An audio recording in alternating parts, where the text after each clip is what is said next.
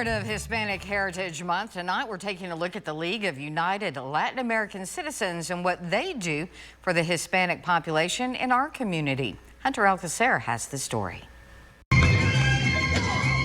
LULAC has a long history in Odessa and around the nation, stepping in to help Hispanic populations with all sorts of issues since its start.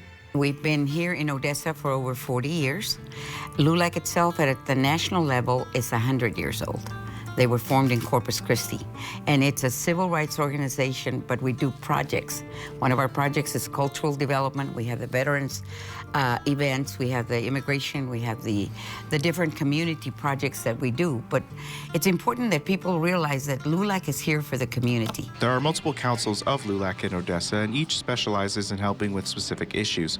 One of the main issues that the organization helps the local Hispanic population with is helping people resolve immigration issues. My council handles immigration.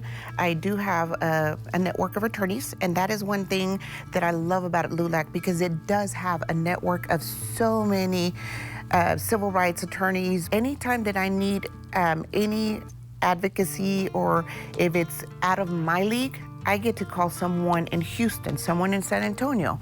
I have a network of attorneys that work with me, for me, and does a lot of pro bono.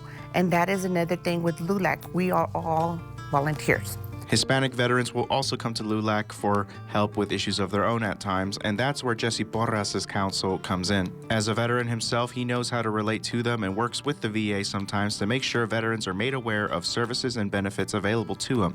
He says that in his experience, not every veteran knows where to go or how to get involved with the VA, and in some cases find work. When I first got out of the Marine Corps, I didn't have any experience, because you got to understand, when I joined Marine Corps, I joined right after school, and my job was 0311th, which is infantry. As I came out of Marine Corps, there was no experience as far as any jobs that I could say that I knew. LULAC has opportunities to give them some education, help them out, put them in the right direction where they need to be, so they can get a door open for them to get some kind of administration help. LULAC also helps put on all kinds of cultural events and festivals to show off Hispanic heritage and foster community engagement.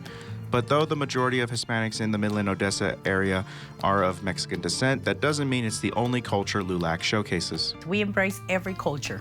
We celebrate every culture, and that's the reason it's called Hispanic Heritage Month. As you can see, it's not called Mexican Hispanic, it's called Hispanic. Why? Because we embrace the Venezolanos, the Cubans, everybody. Everybody's our brother, everybody's our sister. To LULAC, Hispanic Heritage Month is about more than just celebrating Hispanic cultures. It's about keeping what makes those Hispanic cultures what they are alive. We can't afford to lose our traditions, our history, our background, our ancestry. We can't afford to let it go, because it's what keeps the whole system going. If we're not proud of who we are, we cannot help anybody else.